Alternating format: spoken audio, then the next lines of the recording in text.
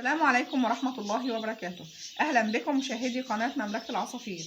هنتكلم النهاردة عن طريقتي الخاصة في إن أنا إزاي أعقم وأطهر السيبيا، وهنعرف الطريقة اللي أنا بحفظها بيها. ولو لسه أول مرة تزوروا القناة ما تنسوش الضغط على علامة الاشتراك أسفل الفيديو والضغط على علامة الجرس حتى يصلكم كل جديد في مملكة العصافير. طبعا السيبيا ده عظم السيبيا اللي احنا بنشتريه من السوق كلنا.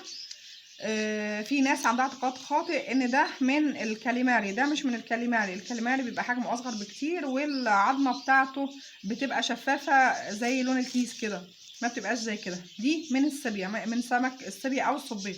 تمام. طيب طبعا افادتها عظيمه جدا للعصافير، اللي هي فيها نسبه كالسيوم عاليه جدا واملاح معدنيه. طبعا هي بتبقى جايه بالشكل ده، ممكن تكون فيها طبعا عليها فطريات وميكروبات وحاجات كتيره تاذي العصفور بتاعنا.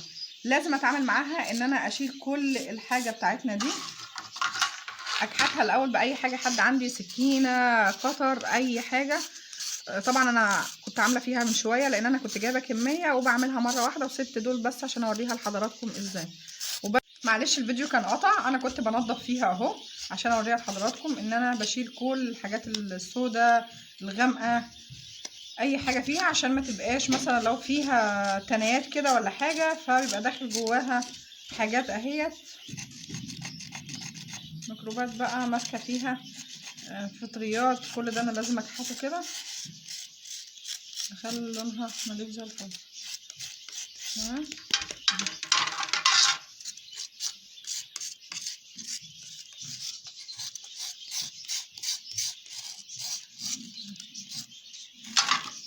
طبعا لو خدنا بالنا من دي، معلش لو ركزنا فيها شويه واضحه، كل ما بعمل بالسكينه اهو هنلاقيها بتلمع ده اهو كده، وضحت باينه في الكاميرا. في ميه بانت، في ميه. ليه بقى؟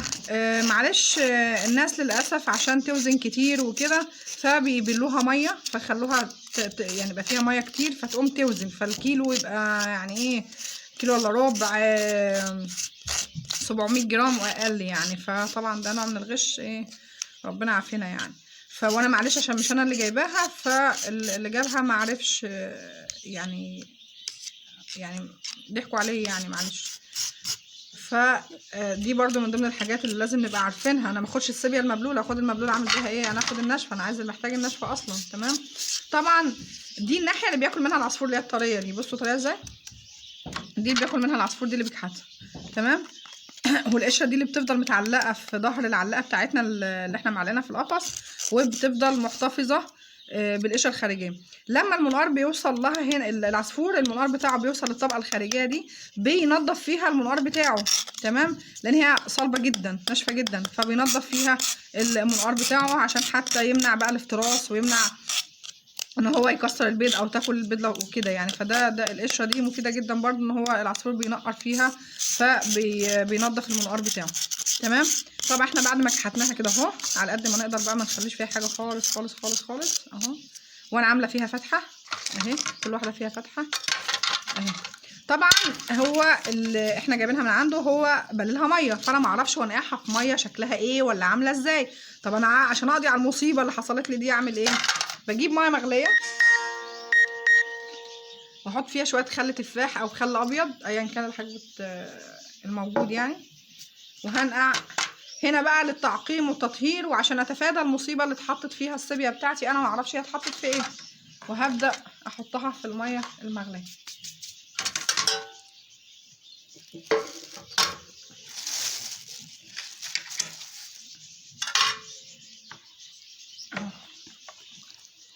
طبعا الميه دي مغليه، حضرتك شايفين البخار، مغليه يعني اهو. هنا انا بخليها تنزل اي رواسب، اي حاجه عدت عليها. الميه اللي هم نقعوها فيها ديت انا مش عارفه ميه شكلها ايه، نظيفه ولا مش نظيفه.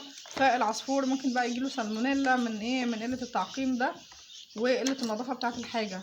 فانا عشان احافظ على العصفور بتاعي بعمل كده، انا بجيب بسله كبيره وبغليها وبرمي فيها الكميه بتاعتي كلها عشان انا بجيب كميه. تمام. وبفضل كده اهو عشان يعني على قد ما اقدر سيبها مثلا 5 دقايق 10 دقايق، لان انا كده كده هستناها تنشف، يعني انا برضو هنشفها مش هكتفي بكده وخلاص. طبعا انا كده وريت لحضراتكم انا بعملها ازاي. طيب لو حضرتك قادر تطلعها، انا كده هكتفي بده بس عشان وقت الفيديو، لكن انا بسيبها 10 دقايق ربع ساعه ما عنديش مشكله. هي هتشرب ميه، انا كده كده بضطر انشفها تاني. تمام. 10 دقايق اهو في ميه مغليه كويس جدا، وفيها معلقتين كبار خل تفاح او خل عادي اهو. الخل هيأذيها؟ لا بالعكس، ده الخل هينضفها، ولما بتنشف بعد كده هتلاقيها بيضه جدا، يعني هو هيفرق معاها كمان في اللون ان هو طهرها كويس جدا. تمام اهو. وهطلعها كده. طبعا انا استعجلت عشان اقفل الفيديو، بس حضراتكم هتسيبوه. لو خدنا بالنا في قعر الطبق في حاجات اهي، حاجات غامقه اهي، ولو حضرتك سبتها اكتر من كده في الطبق هتنزل كل اللي فيها. انا استعجلت بس عشان وقت الفيديو. تمام. طيب ممكن هنسيبها كده على حاجه كده اهو ورصها جنب بعضها وتنشف. انا بالنسبه لي بعمل حاجه معرفش، انا بجيب ابره وخيط كده واعمل كده، وببقى عامله فتحه في التانية وبربطها كده.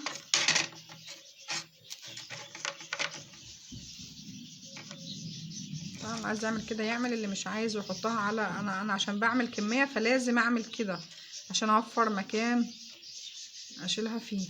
تمام.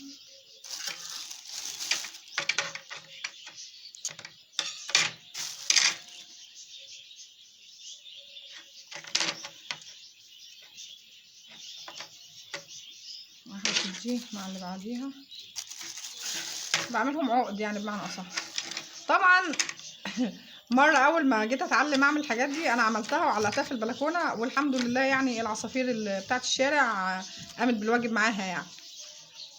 فحرمت وطبعا كان حاجه كويسه يعني، خير ادينا عملنا خير، بس طبعا ايه اتقضى عليها ما شاء الله. ف كده انا بعملها كده عنقود كده اهو، وطبعا بربطها من هنا. انا بعملها بقى عناقيد وبعلقها عندي في مكان جوه تنشف. لما تنشف خالص، حتى لو ما بحتفظ بيها بنفس الشكل ده ما بتاخدش معايا حيز ولا بيبقى عندي مشكله. لما بحتاج واحده باجي قاطعه الخيط بتاعها وخلاص، يبقى منها بتنشف ومنها مش واخده مكان معايا ولا حايز معايا اهو. اللي عايز بقى يحطها كده في مكان وينشفها يعني يسيبها زي ما قلنا اهيت، هي وهي مربوطه بره هيكون شكلها اهو. وكل واحد فينا بقى يعملها او ينشفها بالطريقه اللي هو حابب يعملها بيها. طبعا مش قادره اقول لكم ريحتها قبل ما تتحط في ميه مغليه كانت عامله ازاي، وريحتها دلوقتي عامله ازاي، ان هي مبقاش فيها ريحه خالص. ولما تنشف كمان مش هيبقى فيها ريحه تماما، الريحه اللي هي بتبقى بتاعه الرطوبه وبتاعه العفن اللي احنا مش بنحبها دي. وعشان ما تلمش هاموش على القفص، احنا ممكن ناخد بالنا ان يبقى ممكن في هاموش تلم على القفص بسبب حته السيبيا اللي احنا حاطينها دي. واتمنى ان انا اكون افدتكم، ويا رب يعني اكون بقدم لكم حاجه كويسه وتنول اعجاب حضراتكم. وفي نهايه الحلقه ما تنسوش الضغط على علامه الاشتراك وعمل لايك للفيديو تشجيعا منكم لتقديم المزيد، وانتظرونا في الحلقه القادمه مع كل المفيد والحصري في قناه مملكه العصافير. والسلام عليكم ورحمه الله وبركاته.